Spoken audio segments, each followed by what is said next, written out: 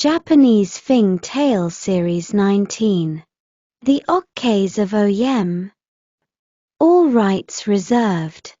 Oyayama.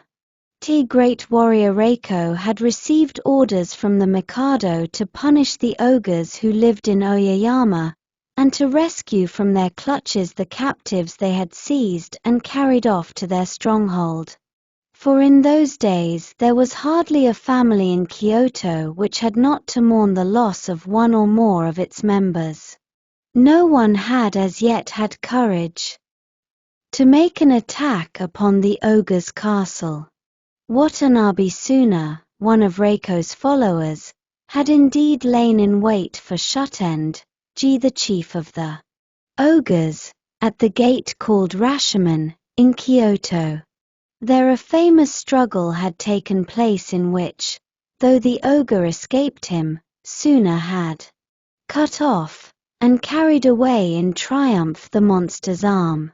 Shutendoji, however, by means of a clever trick, got back his arm again, and he, and his horrible crew, from this time forward, became bolder and bolder, until at last the whole city was filled with terror and mourning. Reiko was delighted to receive the Mikado's order. Indeed, this was all he had been waiting for, as he and his band had long vowed the destruction of the ogres. Reiko then, with Suna and his other followers, prepared for their journey.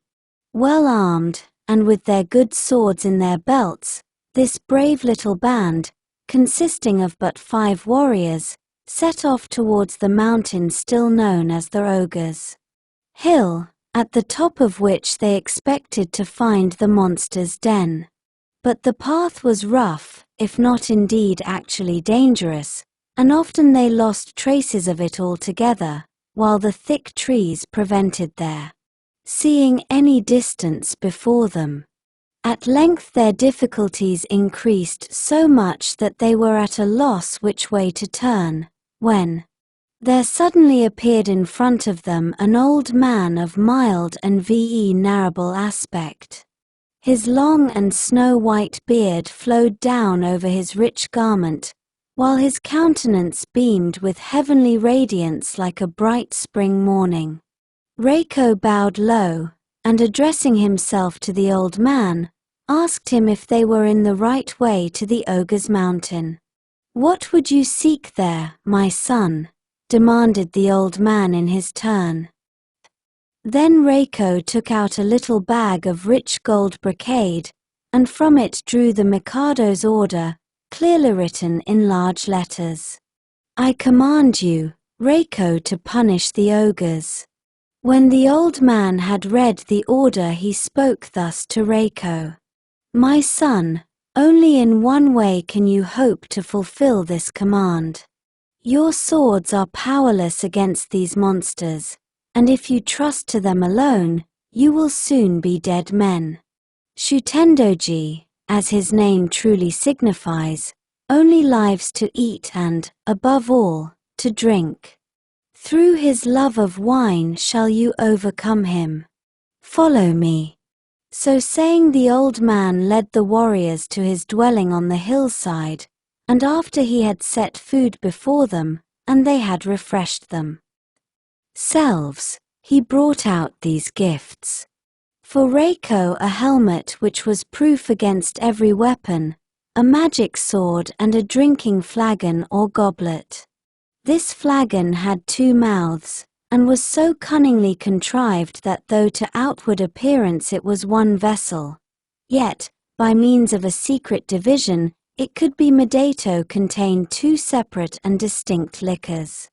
Besides, he disguised the warriors in the garments of Yamabushi, or mountain hermits, the flowing robes quite concealing the armor and weapons which they all wore beneath.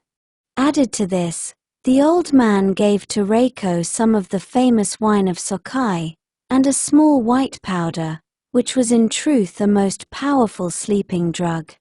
Then he gave them full directions as to the path they should follow, and also as to their behavior when they should have gained admittance into the ogre's castle. "Go, my sons, and may heaven prosper you," said the old man as they bade him a grateful farewell. Thus equipped, and filled with new courage, the little band set out once more. As they journeyed, they talked to each other of the kindness and wisdom of the old man from whom they had just parted. And as they talked, a sudden light seemed to burst upon them, and they with one voice exclaimed, "This was no mere mortal, the gods themselves have come to our help." So saying, they turned round, and bowed their faces to the ground, worshipping. Over mountain and through glen they took their way, fording the streams, for bridges there were none, and climbing steep precipices, aided often by the rope-like stems of the wild wisteria. After a hard day's march, they came, towards evening, to the foot of a thickly wooded hill. There they met with a beautiful maiden engaged in washing blood-stained garments in the mountain torrent, which here flowed more quietly through the valley. The warriors, in surprise, asked her what she did alone in this desolate spot. "Alas, sirs," she answered, "I am a captive, and am obliged to do the bidding of my masters, the ogres. Fly, I beseech you, while yet there is time, from this haunted spot." "No, indeed," said Reiko. "We have come on purpose to find the ogre's den. Before morning you shall be free." So leaving the maid in astonishment, they began to climb the mountain. They had not gone far when they met a young ogre, who was cook to Shutendoji. What was the horror of the warriors to find that he was carrying home part of a human body, which he meant to cook for the ogre's supper. Indeed, all around, lay human bones, bleaching. In the sun, which had been flung down the precipice from the ogre's kitchen, hiding his disgust as well as he could, Reiko bade the ogre good evening, and asked him politely if he and his friends could find shelter for the night in his master's castle. "We are poor mountain priests," said Reiko, "traveling to Kyoto, and have lost our way. As it is now near sunset, and we are both faint and weary, we hope your master will not send us away." The young ogre readily agreed to state their case to Shutend-ji, thinking all the time to himself, "What a fine feast we shall have off these fat old priests." And now they came in sight of the castle. Dark and gloomy it looked, among tall pine trees, and giant rocks of weird and curious shape. The demon cook begged the pretended priests to wait at the gate while he learned his master's pleasure concerning them, but soon returning, led them into the presence of Shutend-ji himself. The monster was seated at the upper end of a long hall. Around him were soft cushions, and silken curtains, and scattered about lay drinking cups and bottles. But who can describe the horrible aspect of the ogre, as he reclined on a golden armrest? With his red body, hideous features, and copper-colored horns, he was enough to strike terror into the boldest heart. Shutendoji, however, received the pretended priests with much condescension, and invited them to sup and spend the evening with him. The supper was soon brought in by attendant ogres, and consisted mainly of animals' heads, and human bones, though there was also a dish or two of wild boar and other game. Reiko and his comrades were almost sick with the sight, yet dared not refuse to partake of this ghastly feast.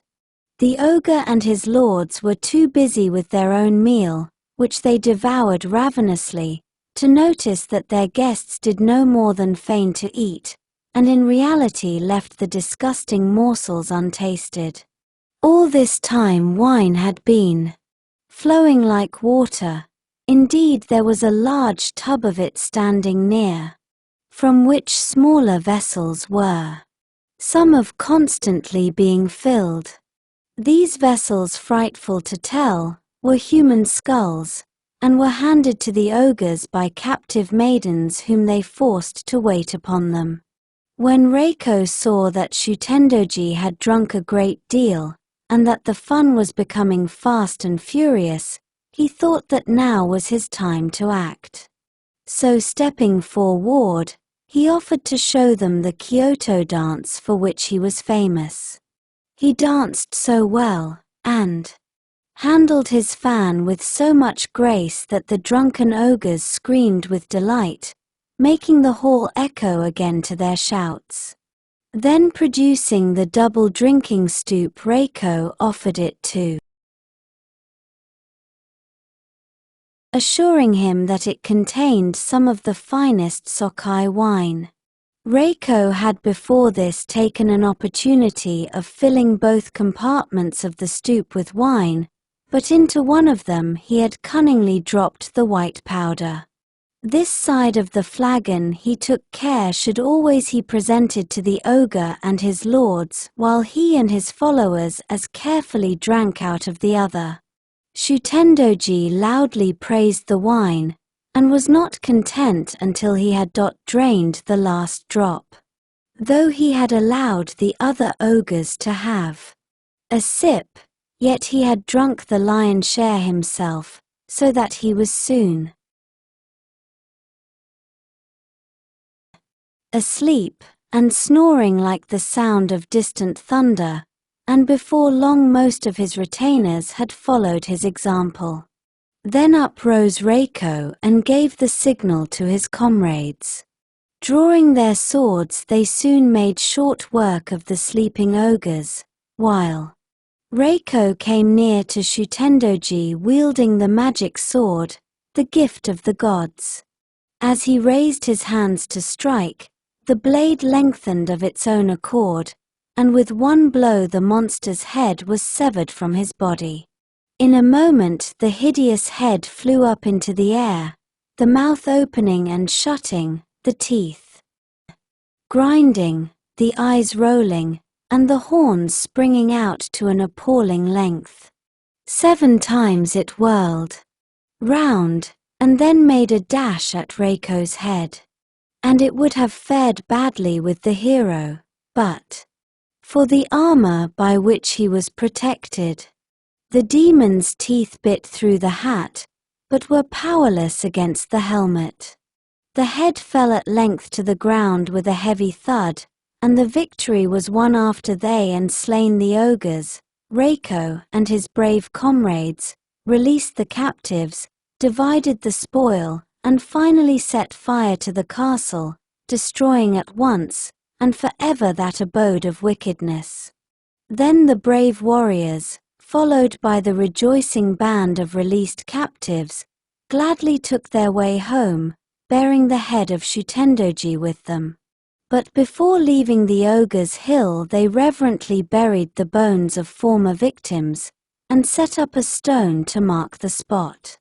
Reiko received honors and rewards from the Mikado, and the everlasting gratitude of the citizens of Kyoto, whom he had thus delivered from the raids of the ogres.